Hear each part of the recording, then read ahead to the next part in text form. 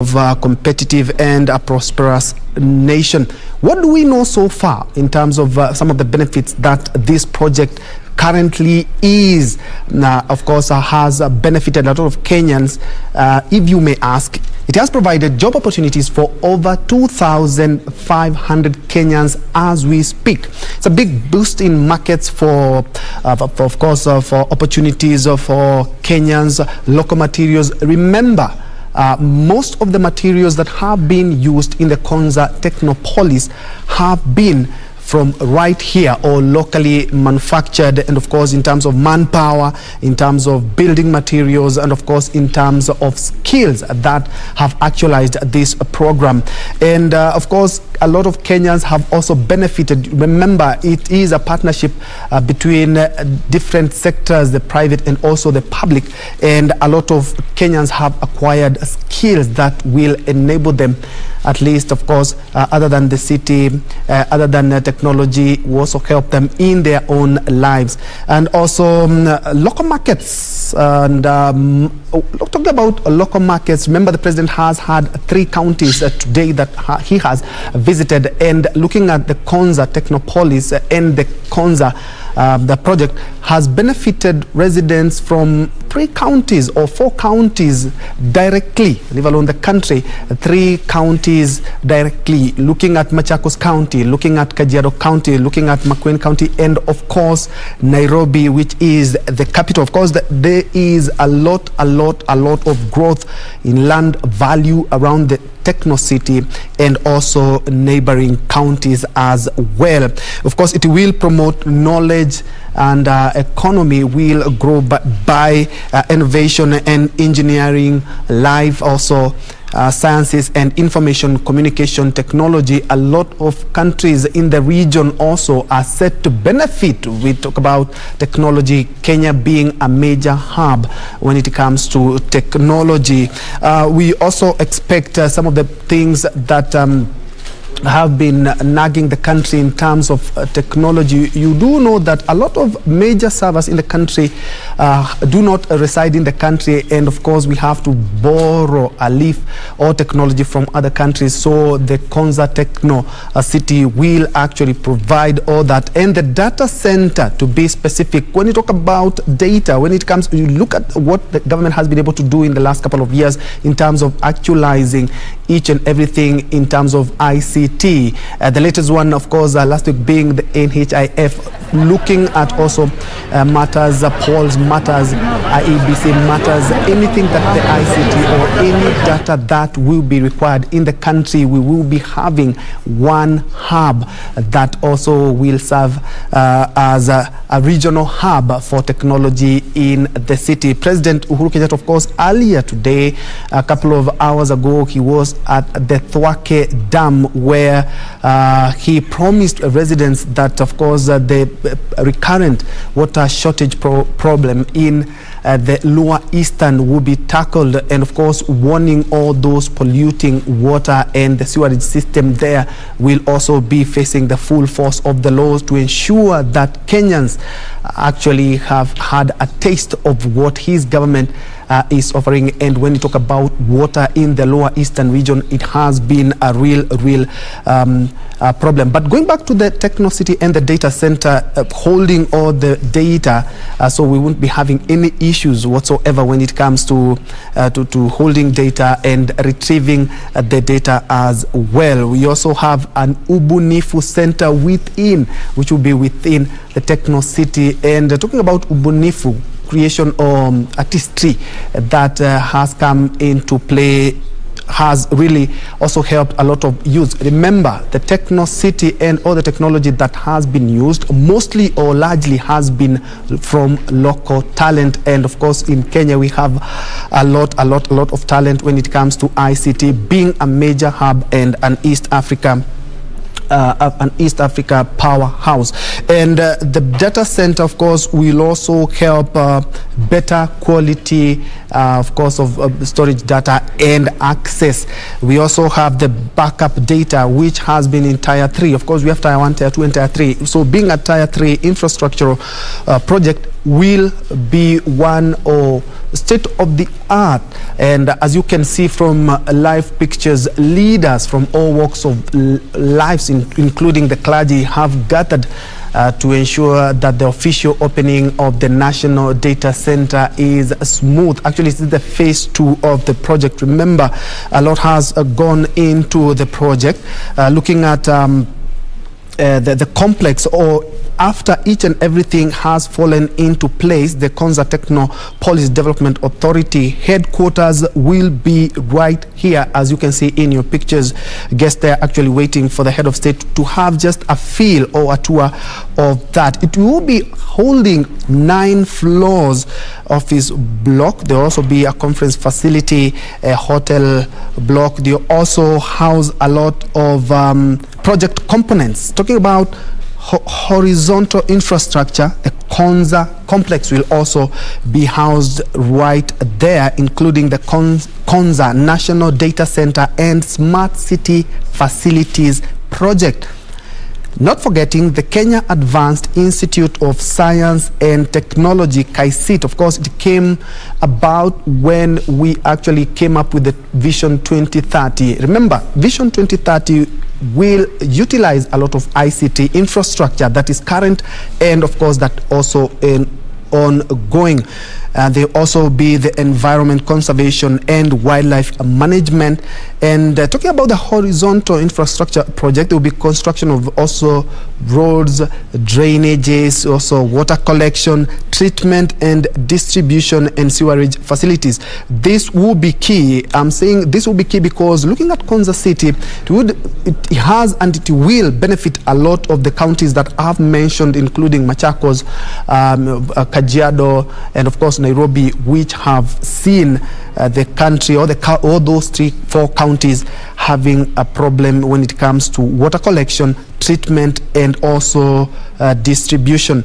Earlier on, the president had talked about the construction of drainage facilities and warned actually those polluting water that Kenyans are looking forward or are waiting for in anticipation when it comes to the 3 counties. There will also be a waste water reclamation, solid waste handling facilities, electrical and fiber optics conduits.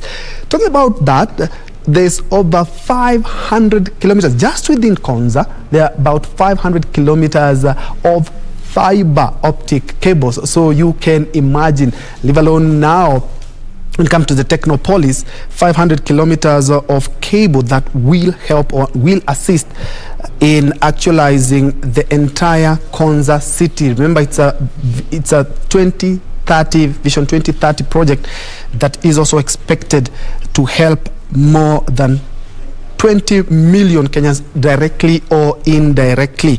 Remember, as I have said, is that it will also serve as a hub for the region, Kenya being a powerhouse in the same. Some of the project benefits so far have been more than 2,500 jobs have been created as we speak in that depot set, and boost in the markets for local materials in the construction center. The head of state, of course, is accompanied by a host of leaders. I can see former Prime Minister Raila Odinga and ICT CS Joe Musheru. We have also seen leaders from the Lower Eastern region. And as you can see, the official launch, we are counting it down. And wait for it. And it is official. Konza Ubunifu Center. The president has just launched it, and as you can see, it's something to be proud about, and is actually quite happy that the 2030 vision is actually actualized before, or 9 years before the actual date. The president, of course, ICT minister, or CS, sorry, Joe Musheru, has been instrumental in actualizing the project. They're actually giving a high five to all the parties that were involved in this project. That will go a long way in actualizing the digitization that he began when he took office in 2013. I think there is a moment of glory, if you ask me. Some photos there with some of the actual people who have actualized that, including the Secretariat and the management of the Konza Technopolis. As you can see, indeed, they're quite happy on the same. He is expected to make a speech on the same, and in his speech, he will, of course, touch on matters or things that will also assist the country and the region as a whole. Of course, it has been a waiting game since he actually was in Makueni earlier and Kitui, the trip that has been waited in bated breath. I've also noted that there are also dignitaries from different countries, envoys and also ambassadors who have also accompanied the president. Remember, this project has been also a lot of help has also come in from other quarters, and of course the pictures that you are now seeing is where the head of state is expected, the hall that the head of state at the Konza is expected to make his speech in regards to the Konza Technopolis. Actually, I would say it's a colorful is a hardly suitable words to describe that event. Remember, it is the phase 2 of the Konza Technopolis, which will be holding all the country's data, and the head of state, as you can see, has just opened a guest there at the hall waiting for the presidential speech. And perhaps to touch some of the current status of that Technopolis is that the office block is completed and occupied. That's something that, of course, investors will be looking at very keenly. 22 investors, including universities, hospitals, and housing developments, cleared to undertake investment. And remember, the whole Konza project also, you can also, as a Kenyan, you can invest, even buy, or even live there if you want. But of course, as I said, it's in phases. So after the second phase is completed, we go to the next stage. Engagement with relevant county governments, local communities, and players in the SMEs and business community sectors. And this project has really had a real impact in the region. A lot of people had started investing since the Konza city started. They've started investing and spending their own money to actualize, or actually waiting for the city to complete so that they may start either business, investment, or even living there in the country. Of course, it will position Kenya as a leading technology hub in the country. A lot of people from outside the country have also invested in the same as a flagship program under the Vision 2030. Some of the things, or some of the institutions that we will also be expected there to see, including the mechanical and electrical and ICT engineering. We have chemical, civil and agricultural engineering, biotechnology, basic science education. Also, not forgetting such education such as mathematics and physics. This will be actualized via the Kenya Advanced Institute of Science and Technology project, the KICIT project. And you might wonder, what about the environment? Of course, the Environment Conservation and Wildlife Management is taking a keen eye in ensuring, looking at the pictures on your screen right now, the Konza city, there is a very green tree in the middle, and so Environment Conservation and Wildlife Management is actualizing the greening of Konza. How? They have set aside 50 acres for tree nursery, which is quite something. Proposals also have been proposed or brought about to set up smart tree nursery with a capacity of 20 million trees per year. 20 million trees per year, which will also help in not only greening Konza, but 20 million trees distributed in 47 counties. You do the math and do the greening. You see very well we are on track to achieve at least 10% of forest cover by the year 2030. 2030. Of course, there is also wildlife management. Looking at where Konza is situated, you see very well that it's near some of the parks or almost quite near. Looking at Nairobi has a park, and also the neighboring the 3 counties, that is Kajiado and also Machakos, have also have parks. So it will go a long way in ensuring that wildlife management and conservation efforts have taken root in the city. Of course, the other upcoming project is the Konza digital media. We also be having comprehensive smart immunization or the vaccine facility. There's something that will kick in at a very good time, remembering that we are also battling the COVID-19 pandemic. Something else that has caught my eye is that we will be having a science and technology park so as you can see, there is a police band there entertaining guests. So let's first of all go live to the Konza city.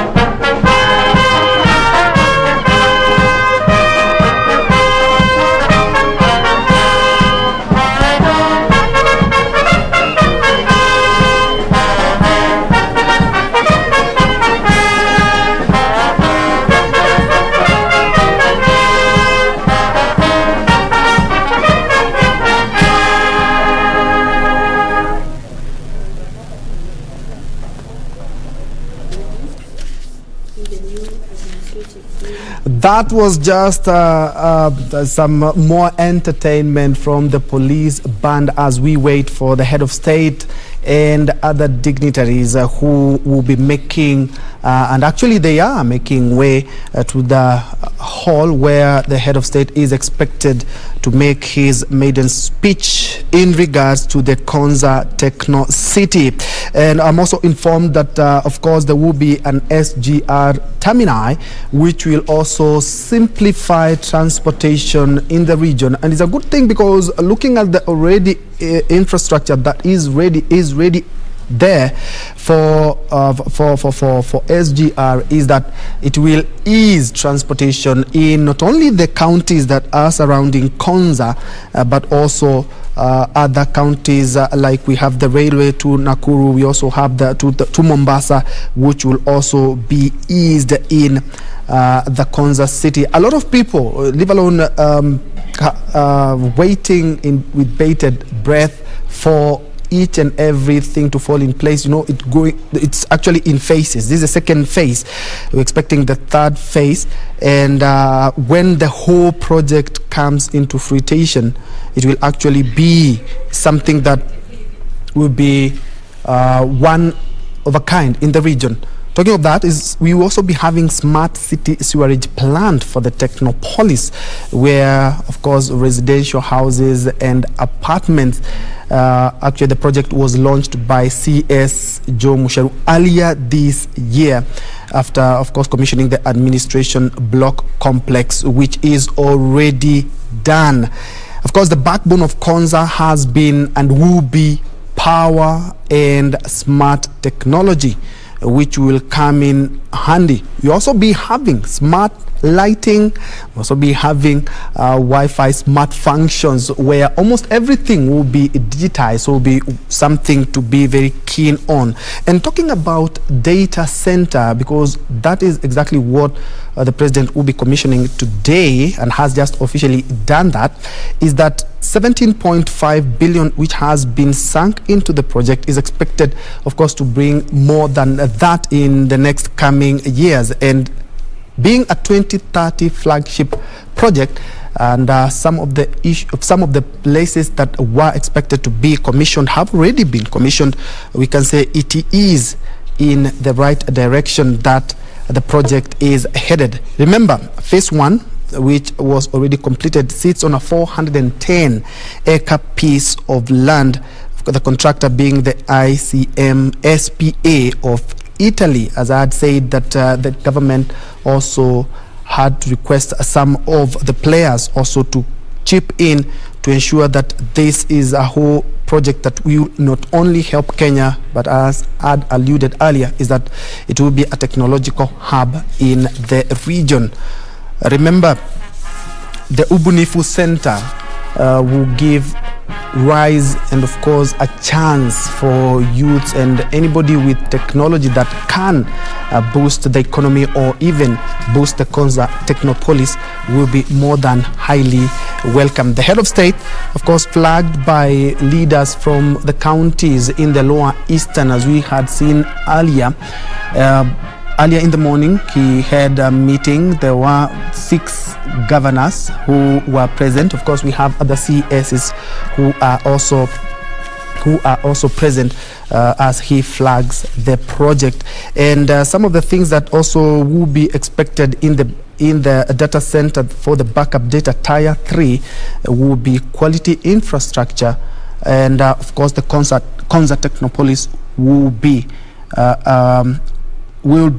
a champion in that. It has taken 2 years to actualize the phase 2 of the national data center, and also the contract has been also enabled by the Huawei International, of course being known for their smart technology, including phones, including gadgets like the iPads.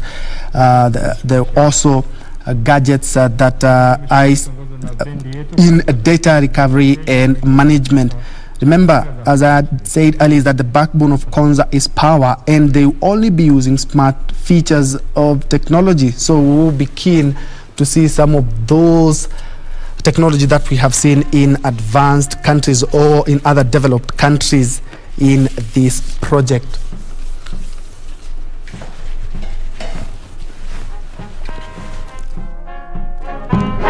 Tusimame sote tafadhali ili tumkaribishe Mheshimiwa Rais. Kwa makofi mazuri viongozi wa Machakos na Kitui. Makofi ya Mheshimiwa Rais anapojiunga nasi. Tumkaribishe kwa furaha anapojiunga nasi Mheshimiwa Kenyatta. Wapi makofi mabibi na mabwana? Karibu sana Mheshimiwa Rais ujiunge nasi katika uzinduzi rasmi wa Konza City. Tuendelee kumpongeza. Asante sana. Tuwe wima sote kwa wimbo wa taifa wa Jamhuri ya Kenya na wimbo wa Jumuiya za Afrika Mashariki. Wimbo wa taifa.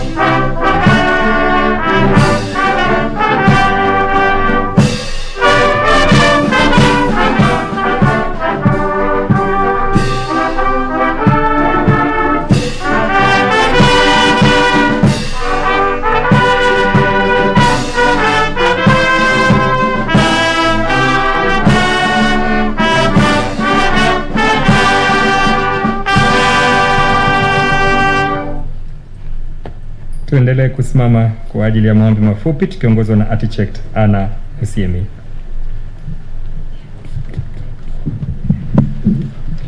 Let us believe and pray. Our Heavenly Father, we approach your throne of mercies with grateful hearts for this day. We pray that, Lord, you bless His Excellency, the President of the Republic of Kenya, national and county governments represented here. We thank you, Lord, for prosperity that you have given Konza Technopolis project. From the first building, National Data Center, Phase 1 horizontal infrastructure. Lord, it has taken your hand. Bless Konza Technopolis board, staff, and partners. We pray that you continue blessing Konza Technopolis project for successful implementation to completion in order to create jobs and wealth to the Kenyan Republic. I pray this in Jesus' name. Amen. Kwa ruhusa yako Mheshimiwa Rais, naomba tuketi. Mheshimiwa Uhuru Kenyatta, Rais wa Jamhuri ya Kenya na Amiri Jeshi Mkuu wa Majeshi ya Ulinzi, viongozi wote, mabibi na mabwana. Kwa ruhusa yako Mheshimiwa Rais, nikubalie niwalete viongozi wachache, na tumekubaliana kwamba tutazungumza kwa dakika moja tu kutoa shukurani kwa ajili ya wakati. Nitamwalika Gavana Profesa Kivutha Kibwana atuzungumzie kwa dakika moja ikiwa njia ya kutoa shukurani. Karibu Profesa, for your minute. Yes, sir.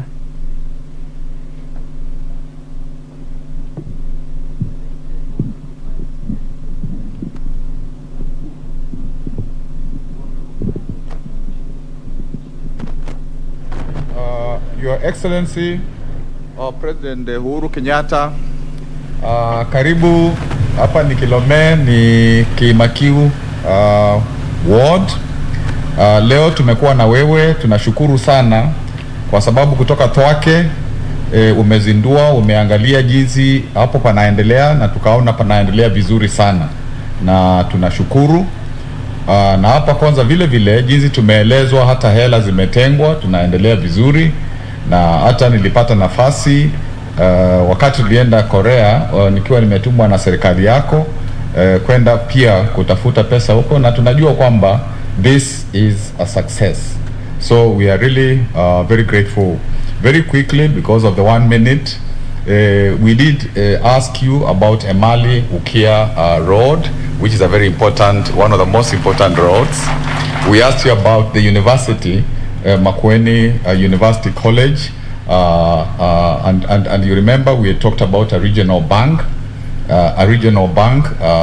for the 3 counties, and that's a matter we had discussed with you. And electricity, we are a bit down. We are like one of the lowest in the country as a county, Makueni, at about 25%. There is the issue of where this area is at, but that is not something to be raised here, and it will be discussed so that there is clarification. So thank you very much, and we really appreciate when you went to Machakos and you looked at what devolution can do.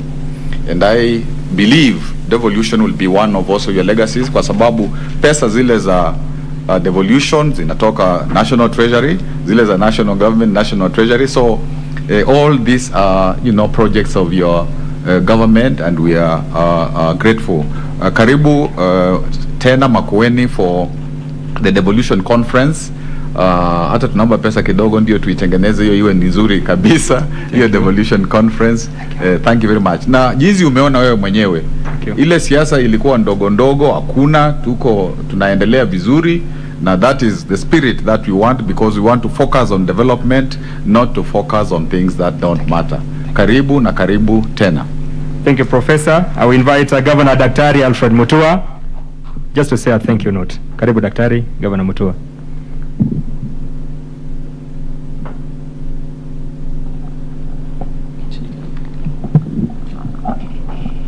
Your Excellency, the President, all protocols observed. I have 5 quick points in a chap manner. Point number 1, we welcome you to Ukambani, and we're very pleased to host you, and people are very excited about you being here. Point number 2, we thank you for the work that you've done. We've seen the work that you've done in Konza, Thwake. We're very happy. I thank you for coming to Machakos and opening the convention center, visiting us there and seeing the work that also devolution can do. And Your Excellency, I'm very happy. We saw you working at night the other day, opening hospitals, and we thought that's very good. because we need a 24-hour economy. I was telling people the other day that maybe after all this you can join Maendeleo Chap Chap, because that's 24-hour economy. Fanya kazi. But in the same spirit, Your Excellency, we are thinking that if we can extend that for works being done, you know, let's not just build our roads during the day. Let's do like they do in Dubai and China, build our roads day and night. Build our buildings day and night. Let government offices open late.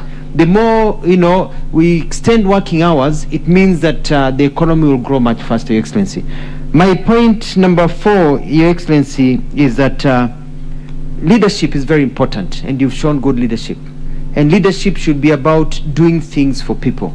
You've talked about unity, Kibwana has talked about unity, but it should be unity that comes together so that we can forge together to change the lives of our people. I work very well with my members of County Assembly, for example. I have the smartest, I think, in the country. They're very good people. And we work harmoniously, but only when interference comes from outside, that's when there's disunity. So we have to make sure that we remain united in everything we do so that we can spur development for the future. A lot of young people in this country are unemployed. A lot of mothers are looking for more money. The COVID has added to many more problems in our country. Kwa hivyo sisi wote tukijitahidi kama viongozi, tuweke siasa kando, tuhudumia wananchi, elections are very far, we'll be able to forge ahead and make Kenya a better place. Karibu, Your Excellency. Thank you, Governor Daktari. Naomba nimwalike Governor Ngilu, dakika chache mbili, dakika moja naye aseme shukrani tunapoendelea. Karibu Governor. Asante sana. Asante sana, Your Excellency. Mheshimiwa Uhuru Kenyatta, viongozi wote ambao wamefika hapa siku ya leo. Leo ni siku ya furaha sana kwetu huku Ukambani. Kutoka Makueni mpaka Machakos na sasa tuko hapa Konza. Wao umekuja siku mzima kufanya kazi ya maendeleo. And we want to encourage you so that you can continue doing this. One request only for this Konza city. Look at all the counties in this country and see how you can pick a few young people so that they can learn these digitization processes that are going to take place here, so that our own counties can also have something similar, if not something like this. Similarly, I have seen all the maendeleo umefanya Thwake, Machakos. You have really beaten us, but you try to do what you have done in Machakos. I would like to ask him, Mr. President, because I will never get to that level, may I request that you make Kitui your manufacturing agenda county, so that we can have more young people who will be doing manufacturing of different things. In Kitui we have started, and I really think this is the only way. Everything that I have seen in this Konza city, most of the things that are going to be spent here, used here, will be coming from China, Korea, and elsewhere. I think time has come for us as a country to start manufacturing more. We may not have the best quality to start with, but let us build the skills of our young people so that they can now start manufacturing, and so that we can get them jobs that we can actually get for them, because unemployment in this country is just hit the roof. And this is why you're seeing young people being taken for a ride. Watu wanawaita, wanawapatia kitu kidogo hapa na pale, na waona kama handouts is the way to live. I agree with the Governor Mutua that we need to have a 24-hour economy. Let us work longer hours, day and night, and let us produce. Manufacturing, for me, is the way. Something like what we have opened here today, Your Excellency, is the best I have seen in a country. Let us see how also we in these 3 counties can come together and make use of this facility for our own people. Asante sana, and God bless you, Your Excellency. Asante sana magavana wetu kwa utiifu wenu. Mheshimiwa Rais, nikubalie nimwalike aliyekuwa makamu wa rais Mheshimiwa Kalonzo Musyoka, naye kwa dakika moja atoe shukrani.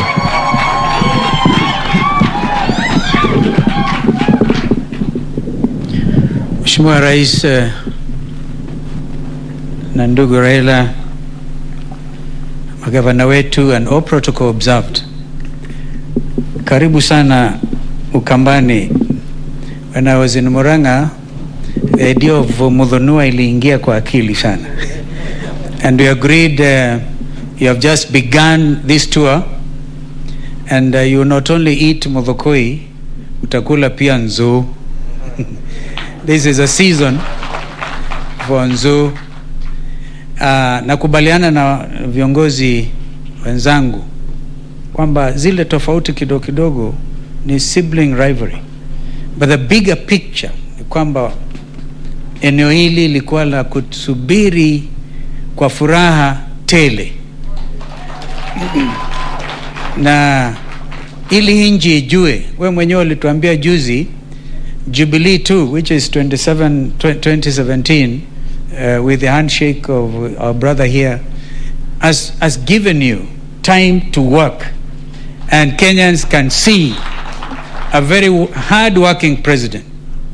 On a light note, you know, Governor Mutua started as Wiper. He's actually a Wiper member. And Governor Kibwana is a chairman of Wiper. So ile alikuambia akona shida kidogo, hakuna shida, ni kulipa tu malipo ya chama. Ni ndugu yetu, hatuna ubinafsi. Shida iliyoko Mheshimiwa Rais ndio nikamilisho. Umeona leo kuunganisha tu wote, which is a county headquarters of Makueni County, with Kitui town, which is the county headquarters of Kitui, because that big project, Thwake Dam, will have 5 kilometers of tarmac and a natural bridge. Na hiyo mwenyewe na kushukuru kwa sababu umesema hiyo kazi ni mara moja. It's a new project, but you have the key. Similarly, I agree with Governor Kibwana. Ukia, of course, that road, by the way, Ukia, Emali Ukia Road, hiyo ingine ikifanyika, it will be possible kwa mtu kutoka Kitui town na kwenda Loitoktok and across to Tanzania. So it's a wonderful infrastructure piece, and of course tunakusubiri kwa hamu ukatufungulie the iconic road between Kibwezi and Isiolo, because that is also a very important project for this region. Open up the country. This is your country. You did these things when you are Deputy Prime Minister and Minister for Finance. That is when you started Thwake Dam. And now Konza is the future capital of Kenya. The story started, Your Excellency, in Machakos, but because there was not a lot of water, the Nairobi River, wazungu wakahamia kule. And now I think you're going to have one big, where Konza becomes an extension of the city of Nairobi. The city of Nairobi is moving this way. And in fact, I was telling Governor Mutua, even Machakos town will become part of Konza, the way we are moving, provided this proper planning. Kwa hivyo Mheshimiwa Rais, nimalizie kwa kusema sisi tuko pamoja na wewe. Na Wakenya waangalie kabisa. When I saw you opening 5 hospitals at night, actually that was in my 2007 manifesto. That's why I'm saying Governor Mutua is Wiper. That's where he started. And so work as hard as you can, and as you do so, Kenyans are also watching. And the old saying, mpatie Mkenya jembe ajitafutie chakula, usimletee wheelbarrow na goodies, atakula leo na kesho hana chochote. I finally want to recognize the presence with us of some of the very important leaders in the region. We have Archbishop Kitonga in the house. I don't know whether Archbishop is here. Yeah, ni mzee wako wa zamani. We have Archbishop Timothy Ndambuki, is the chairman of CCK. We have all the professionals, Jameni Simameni, Professor Mulubi, who is going to be actually handing over. Seku will give birth to the campus in Wote. Next visit, Your Excellency, I'm sure you give us that, where we will have, whether it is Makueni College, I myself wanted to name it after President Uhuru, yeah, and Iwe Constituent College of Seku. That is a gentleman who is going to release it. And you will see when you go to Kitui the wonderful work some of these professionals have done. Thank you so much, Professor Muluvi and the team. And MCAs ambao wamefika, jameni msimame. ndio mwonekane. Thank you so much. Vile vile tuko na, of course, members of parliament. Simameni, you have been with the president everywhere, and so they have accompanied you, and all the leaders. In fact, time should really be on our side, because I'm told this is why my friend is jittery, because Babu, if you don't get to 6 o'clock and you have not spoken, then it becomes difficult. But Mheshimiwa Rais, you have started this journey. Karibu sana nyumbani. By the time utafungua irrigation huko Wikidhuki, you will see what you have done for this wonderful country. And we owe you a lot. Congratulations. Do not be tired. Tuko pamoja na wewe. Thank you. Asante sana Mheshimiwa Kalonzo. Nafasi nitamwalika aliyekuwa Waziri Mkuu Mheshimiwa Raila Amolo Odinga.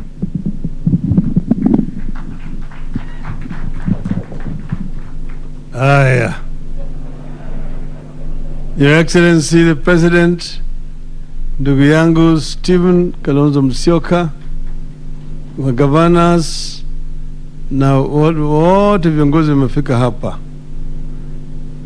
I feel very, very proud to be here today, Your Excellency.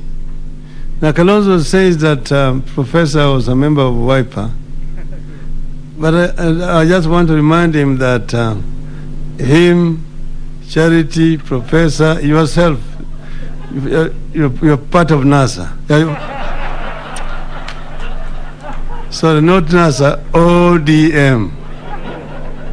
Steve and the President are founder members of ODM.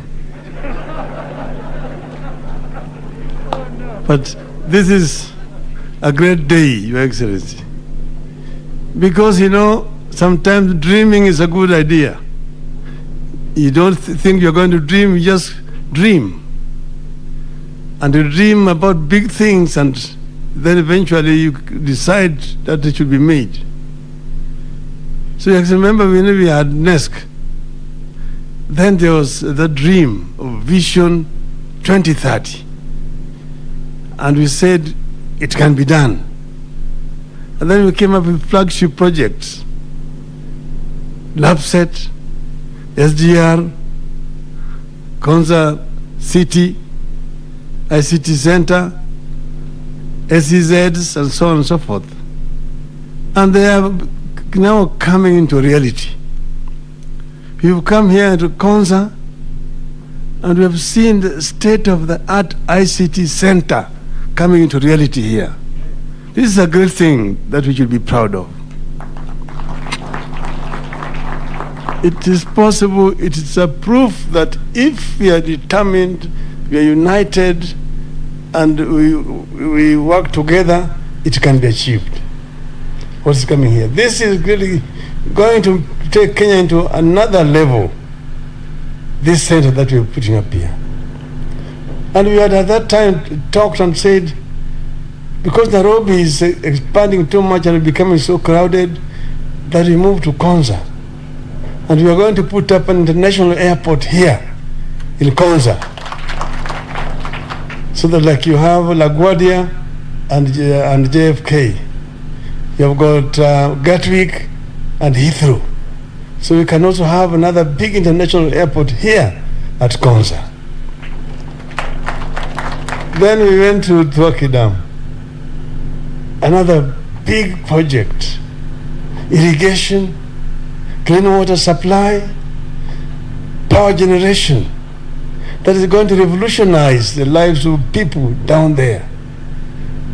That's again another part of that big dream, thinking dream, to push Kenya into a middle income status by the year 2030. It can be done, but it can only be done if we are working together and we are consistent. Your Excellency, we know where we want to go. There is no reason why we want to reinvent the wheel. We know where we want to go. It's just determination and plans of how to get there. And I'm sure with these kind of programs we can get there. So Your Excellency, I don't want to talk too much. I want you to speak. Steve has spoken here. There have been too much propaganda by the media that Raila is giving his colleagues in NASA conditions. I'm not giving you conditions. We are talking. We are talking, and we are going to talk, and we are going to be together. Together. We are going to come together, NASA, Your Excellency, and we invite you also to become a member of NASA.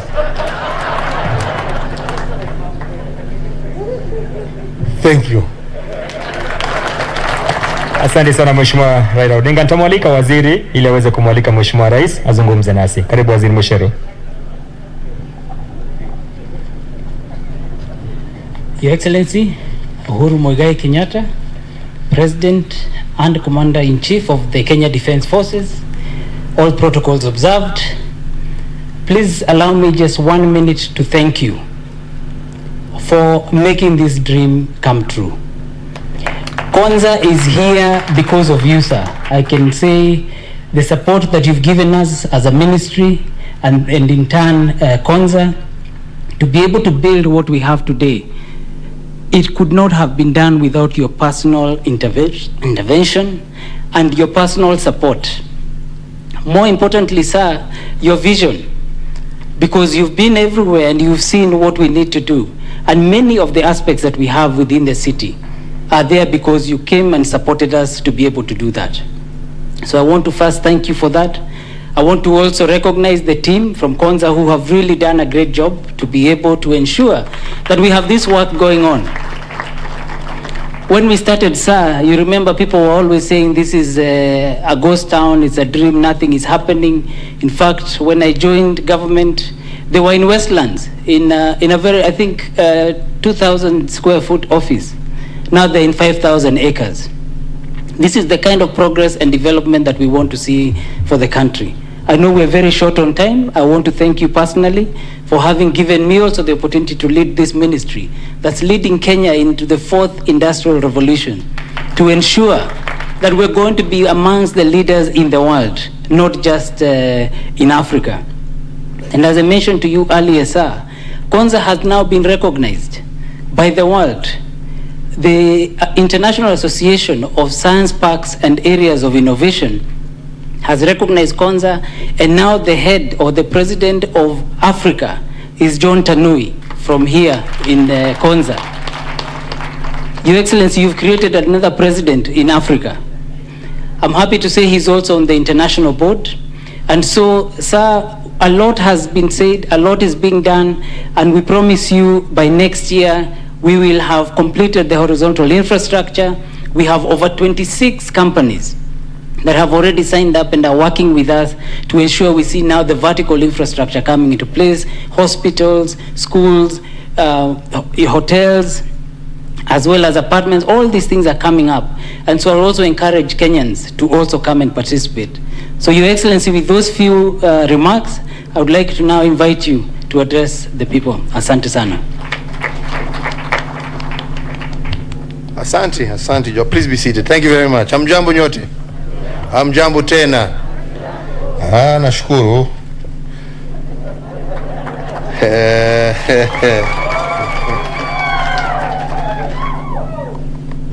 Ndugu Stephen Kalonzo Musyoka, ndugu Raila, gavana mwenyeji wetu siku ya leo, gavana Kivutha Kibwana, na wenzake, gavana wa Kitui, gavana wa Machakos, viongozi wote ambao wamefika hapa siku ya leo. Mimi niseme tuko na furaha sana kuwa pamoja nanyi. Tumeshinda pamoja kutoka tuanze asubuhi kule upande wa Thwake Dam kuingia kwa Machakos, na hongera gavana kwa kazi njema ambayo tumeona unaendelea kufanya kuimarisha maisha ya wananchi wa Machakos. Na sasa tuko hapa Konza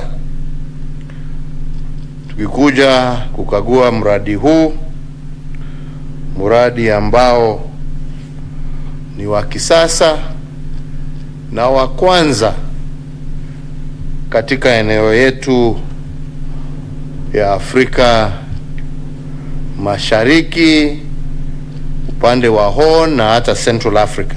Kwa hivyo, let me say it gives me great pleasure to join all of you today as we come to do two things. One, to inspect the projects within the technopolis of Konza, and the second is to officially launch and open the National Data Center, which is one of the key projects within this technopolis. Let me say that when the idea to establish Africa's Silicon Savannah in Kenya was first mooted over 2 decades ago, to many people it looked far-fetched. Our nation, however, did not heed the negative words of the naysayers, but we instead imagined a bold, bright future of Kenyan technological excellence. We imagined and planned it, and today we are at the point of realizing the full promise of Kenya as a digital, technological, and innovation powerhouse. We have the chance right now in the global race to create high-tech jobs in the digital space. Indeed, this ceremony here in Konza is an affirmation of the bold steps that we are undertaking in ensuring development right across the entirety of our republic. We are implementing projects that are transformative here in Makueni, all across the country, in Webuye, in Moyale, Mombasa, Taita to Turkana, Kisumu to Karatina, Kitui to Kitale, indeed covering the whole country. And the projects that we're doing are not only bringing development closer to the people, but also building the requisite foundations for our nation to join the league of modern and prosperous nations in the coming years. Across our great nation, once small sleepy towns and regions have roared back to life as a result of devolution. Devolution, and also thanks to the seminal infrastructure development projects that are being undertaken across, be it iconic roads, floating bridge in Mombasa, the express highways, ports, railways, power generation and transmission, undersea cables, and now this massive ICT hub that is one of a kind on the African continent. And indeed, Kenya is not only roaring, it is without doubt rising.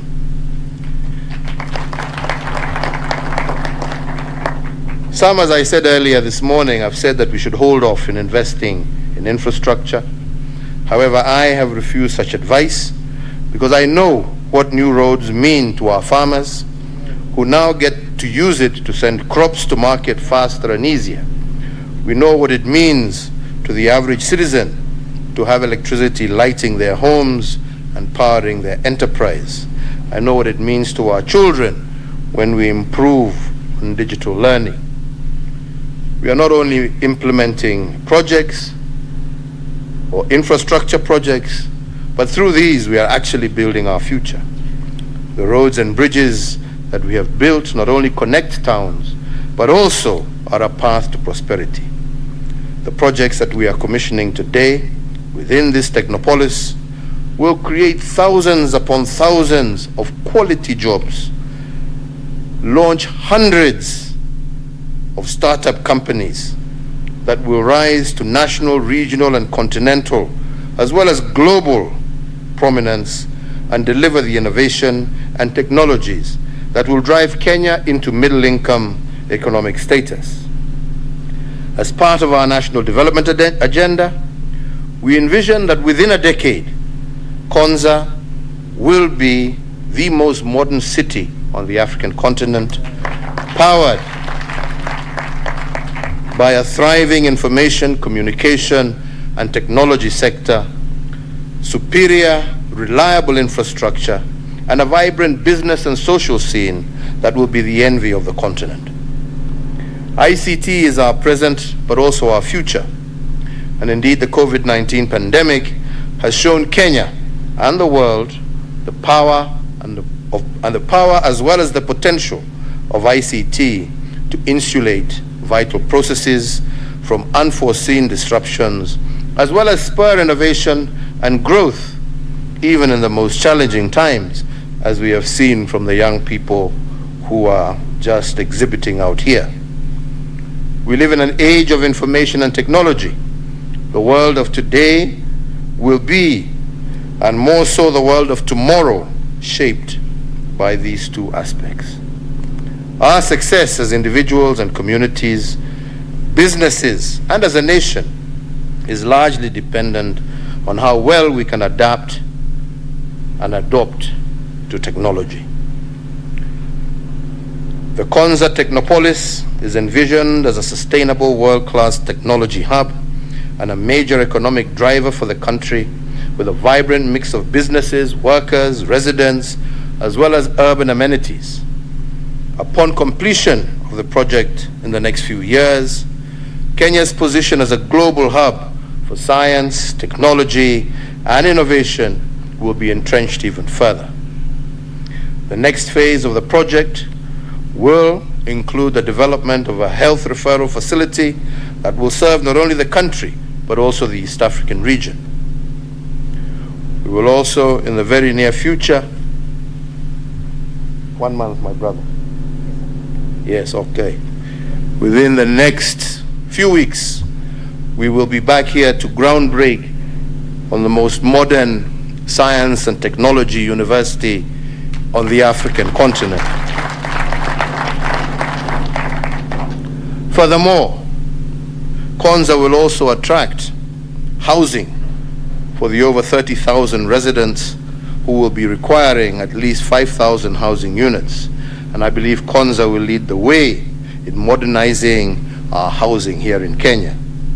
This it will do by constructing high quality but affordable housing within a physical planning master plan that prioritizes social amenities, public transportation, and environmentally conscious urban living.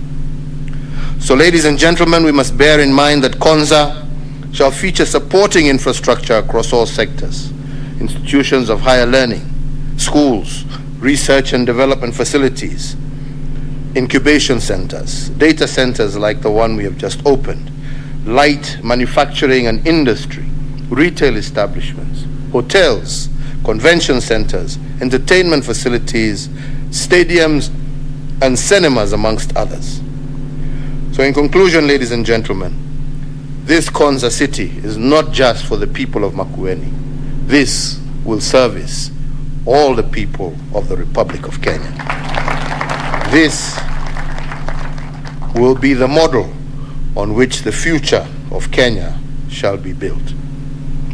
So in conclusion, let me reiterate that the journey towards becoming an industrialized middle-income country is well on course, and we, I truly believe, are on the brink of great transformation. The challenge to each one of us is continue to doing our very best to bring Kenya's great destiny into reality. And this requires that we come together as one nation and one people, putting aside partisan interests and divides by building bridges between our communities and peoples. Our quest is to be a technology disruptor. M-Pesa once upon a time set the pace, and may this center that we are inspecting today be an incubator for the next big global technology disruption. This right here, made in Kenya for the world. Let me take this opportunity to thank the Ministry of ICT and Innovation, the Konza team led by John and his colleagues, all the investors and our development partners for the commendable work that they have done and will continue doing.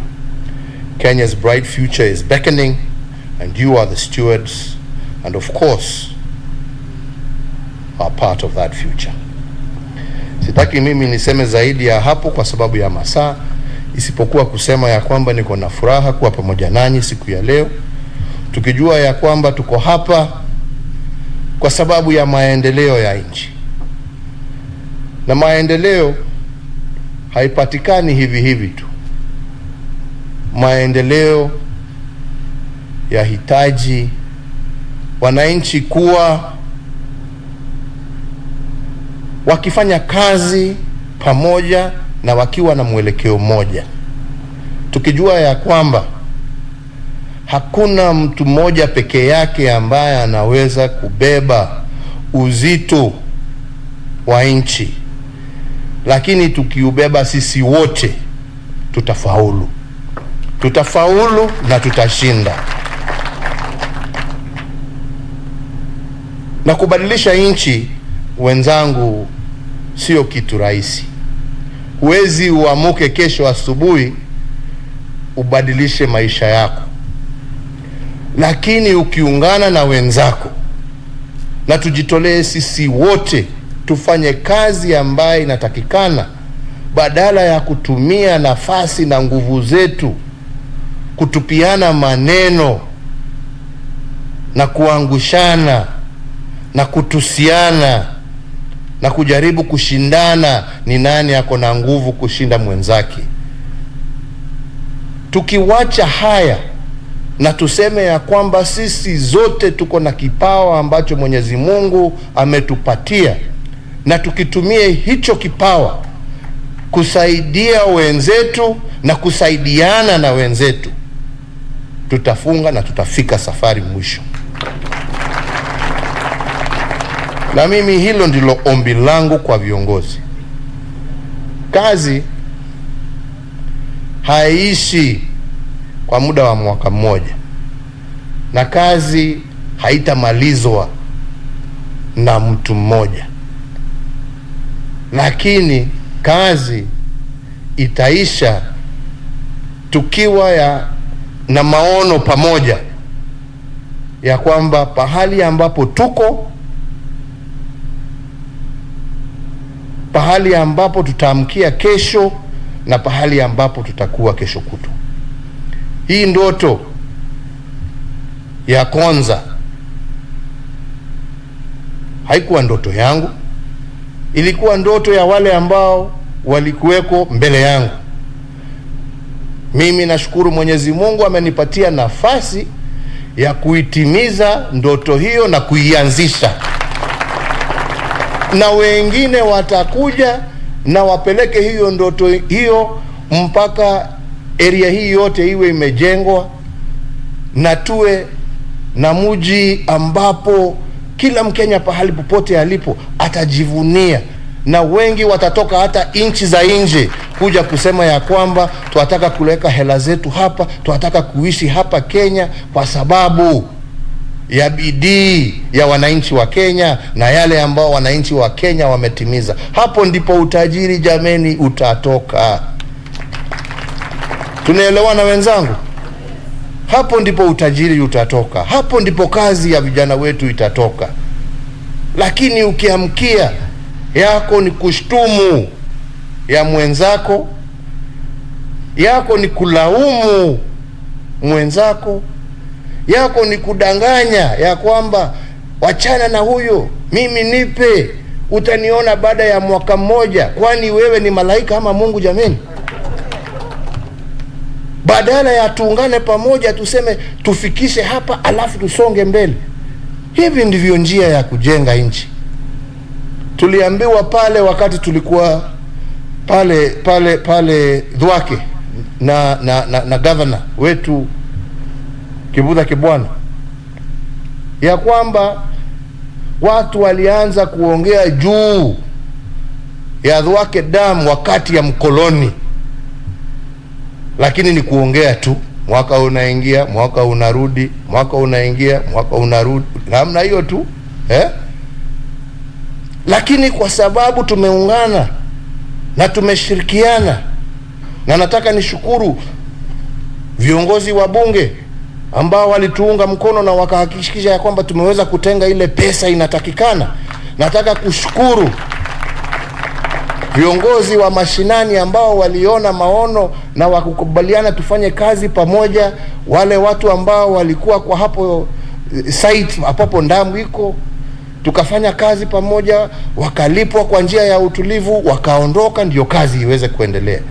Kama sio sisi wote kushirikiana kwa njia hiyo, bado wake ingekuwa ndoto ya mzungu, kwa sababu hakuna lolote ambalo tungetimiza. Lakini kwa sababu tumefanya pamoja, ndoto imekuwa reality. That is the way to move a country forward, ladies and gentlemen. Na hiyo ndio ombi langu, na kujua ya kwamba kujenga ni kuendelea kujenga. Tulikuwa na ndugu Raila, sasa tumeanza kujenga meli kule Kisumu, na watu wanaona hiyo ni kama kitu kikubwa. Mzungu alijenga meli kwanza wakati ya ukoloni huko, sisi wenyewe tukawaachilia. Lakini kwa sababu tumekuja pamoja tena, tumesukuma mwaka ujao meli ya kwanza ambayo imejengwa na serikali ya Mwafrika hapa Kenya itakuwa inatembea katika bahari ama Lake Victoria. Na pia ni hivyo hivyo Mombasa. Na kujenga hizo meli katika hizo bandari zetu tofauti, hizo ni kazi njema kwa vijana wetu. Hiyo ni maendeleo kwa nchi yetu. Tukisambaza stima, hiyo ni kuhakikisha ya kwamba yule mtu wa mkulima kule chini akiwa na stima, maziwa yake haitaharibika. Nyanya zake kama hakuuza, anaweza kuweka kwa cooling system, ikae, ilale, aamkie soko siku nyingine. Kijana anaweza kuanza kazi yake kidogo ya jua kali hapo, kutengeneza madirisha ya shule, ama kuwa carpenter na kutengeneza furniture ya mashule. This is the way you develop a country, ladies and gentlemen. And my hope and my prayer is that going forward, tutaweza kuacha ubinafsi wetu na tuchukue ukenya wetu na upendo wetu kama wananchi, kama viongozi, ndio tuweze kutimizia wananchi wetu haki ambayo wameigojea kwa muda wa miaka mingi. Sitaki niendelee kutoka hapo isipokuwa kusema ya kwamba tumekutana na viongozi wa Ukambani sasa mara kadhaa, na tumejadiliana mambo kadhaa ambapo mimi nitaendelea kushughulikia, tuone vile tutaanza. Tumesema ya kwamba wakati tunamaliza hii wake dam, tungependa kuona Kitui County ikiwa imeunganishwa na Makueni County. Watu wa wote wanaweza kukimbia mpaka Kitui, wanafanya biashara yao, wanamaliza na wanarudi nyumbani. This is what we want to do.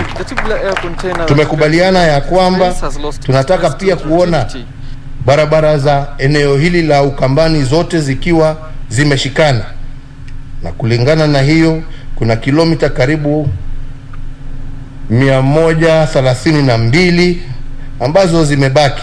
Hiyo imetajwa hapo, Ukai, Tuimali, Tuwote, Itangi, hiyo hii ingine ya Wamoyo, Duluku, Itangi Road namna hiyo, na ingine ya Githimani, Kaba, Mwale, Makutano. Hiyo tumekubaliana tutaanza kupanga na tuone vile tutaanza.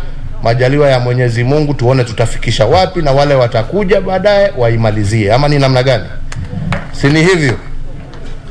Pia kuna hii barabara nyingine ya upande ya Kitui, Mwigani, Bondoni Road, hiyo iko Kitui kwa Mama Ngilu. Hiyo pia ni 34 kilometers. Viongozi walilete hiyo, na hiyo pia tutaona vile tutaweza kuanza hivi karibuni. Nasikia pia kuna damu nyingine ya Muongoni Dam kule Machakos ambaye inataka kumalizwa, na hiyo tunapatia hawa watu wa National Lands Commission miezi 2 wamalize kulipa compensation, ndio damu iweze kuanzishwa, wananchi waweze wafaidike. Na pia kuna hiyo ya Yata Dam ambaye pia imeenda slow kidogo kwa sababu ya mambo pia ya ardhi, na hiyo tutajaribu, na naomba viongozi pamoja na ofisi yetu ya Attorney General wa engage, tutoe hiyo makesi kotini. Jamani, hii mambo ya kupelekana kotini kila siku haisaidii. Tuketi tukubaliane, wananchi wafaidike na hii damu jameni. Wananchi waweze kukuza chakula, walishe wa Kenya. This is what we need. Mimi nawaomba kwa heshima. Hii mambo kila saa kukimbia kotini badala ya kuongea inachelewesha tu miradi. Kwa hivyo mimi nawaomba ya kwamba hiyo tumalize. Alafu pia tuseme ya kwamba kuna hii project ya Withuki irrigation, na hiyo within 3 weeks tutahakikisha ya kwamba fertilizer na mbegu imefika, na wakati tunasafiri safari hiyo ingine tutatembelea na tuhakikishe ya kwamba tumeanzisha project hiyo na watu waweze waendelee. Ya mwisho ni hii stadium yetu ya Wote, na hiyo nataka niwahakikishie by December mimi mwenyewe nitakuja kuifungua hiyo, na tuhakikishe ya kwamba pia kazi hiyo inaendelee. Nifikishe hapo tu wenzangu. Niseme mimi nawatakia mema. Nishukuru tena wale wote ambao tunasaidiana, serikali zote ambazo tunasaidiana kuhakikisha ya kwamba tumetimiza hii project ya Konza, na tutaendelea kufanya kazi pamoja, na natarajia pia tutarudi hapa hivi karibuni, kwa sababu tunataka tufike kule kwa Ngilu tuone na tufungue hii barabara ya Kibwezi kuelekea Kitui. Hiyo tunataka tuje tufungue kirasmi, na tuone vile sasa tutaendelea mpaka tufike kule Garissa Road, wananchi wawe wanatembea complete. Nataka pia kuja kuona industries hizo zako. Unajua Ngilu sasa anatushonea ma uniform ya machief. Ukiona machief huko wamevaa uniform smart imetengenezwa huko kwa unaona simama watu waone nguo jameni. Angalia. Si mnaona ni safi jameni? Wadosi wanavaa, hiyo inatengenezwa kwake. Tunataka kwenda kufungua hiyo factory. Ndio tuweze kuendelea, vijana wapate kazi. Kwa hayo machache na mengi nasema Mungu awabariki, Mungu awalinde, na tuendelee kuwa na amani na umoja. Asanteni sana. Asante sana. Tumpongeze Mheshimiwa Rais kwa makofi kwa hotuba hiyo nzuri. Niombe sote sasa tuwe wima ili tuweze kumaliza kwa wimbo wa taifa.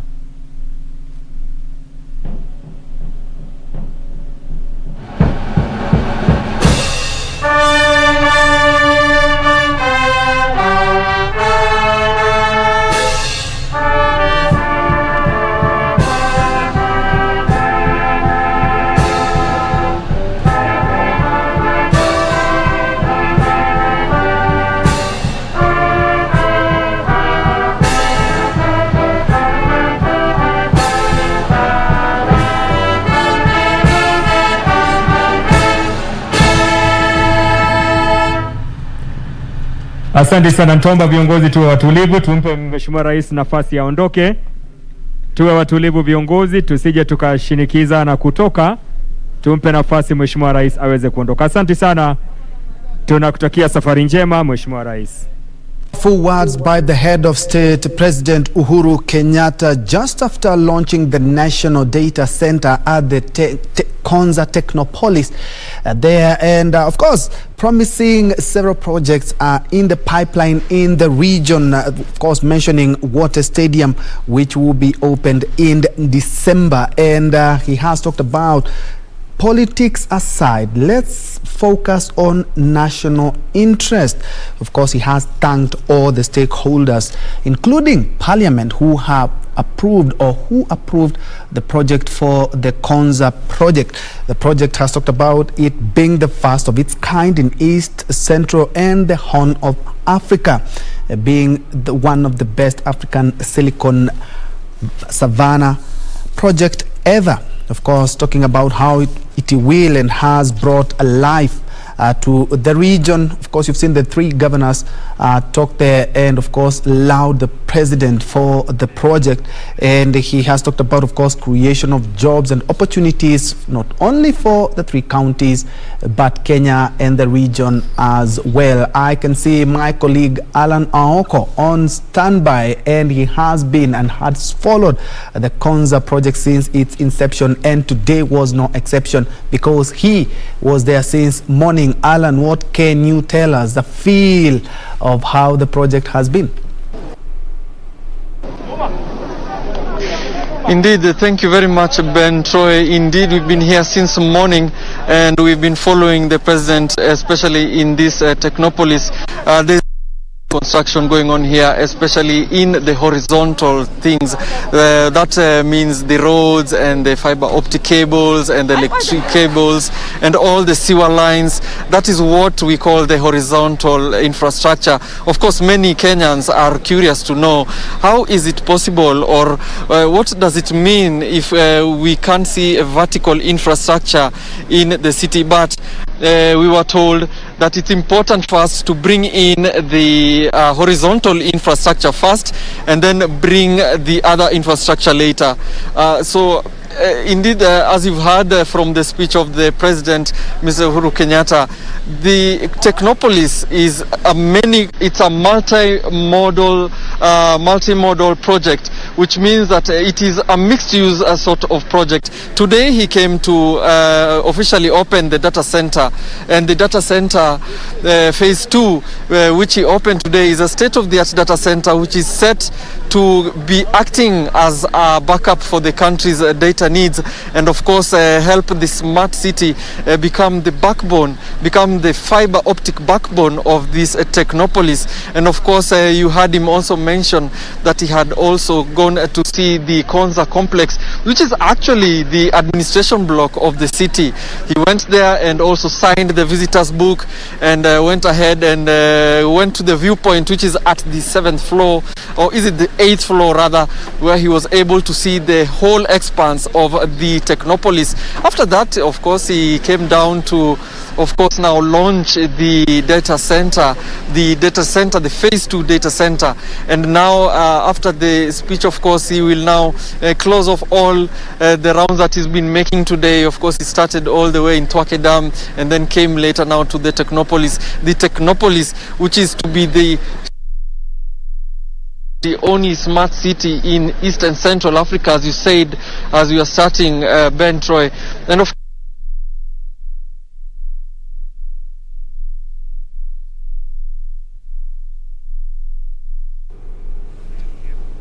Indeed. Apologies for that technical hitch in regards to that signal. That is Alan Aoko, our business reporter who has been following this project.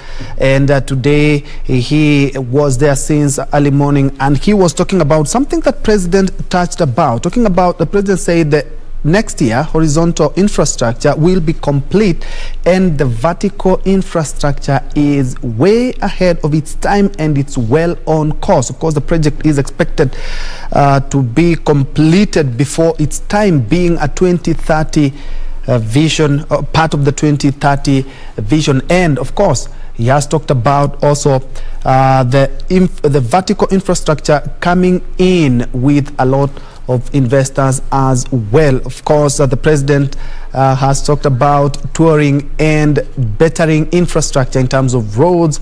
You've heard of also a stadium by the end of the year. Of course, a lot has been promised for the region, which will transform the workings of the region. The governors, of course, touched a lot on the infrastructure, water and roads, with Governor Mutua also talking about actualizing the roads infrastructure. We also have the uniforms that are actually being done here, and initially all these were being done outside the country. Kalonzo Musyoka, the Wiper leader, has talked about how the handshake has changed development not only in the region but in the country as well, meaning the project not only has the goodwill of the locals and the government but also all the stakeholders as well. Indeed, thank you so much for joining us on that special coverage of the President inspection tours and the launch of, or the official opening of, the National Data Center. My name is Ben Troinjue. Lucy Maura has been our sign language interpreter for this evening. Do have yourself a blessed and relaxing weekend.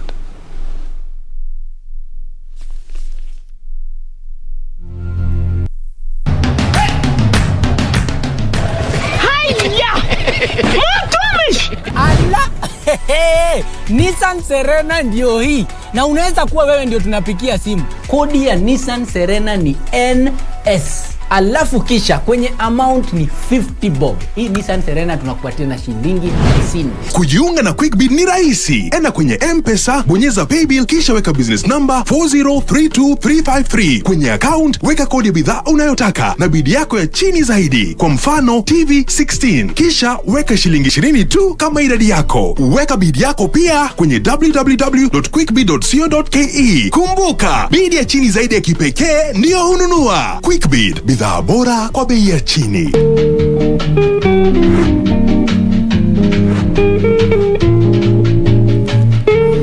Kuna kijana mumeona hapo Mongeti? What is he saying? Relax though, relax. Hey.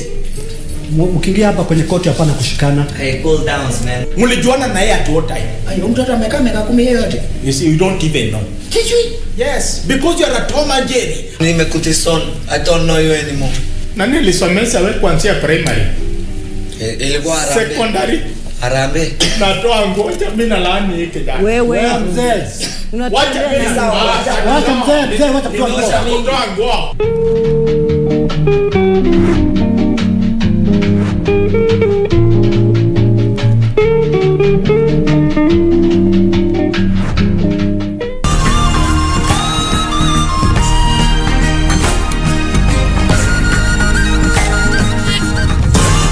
This week on Zurura, boys and their toys.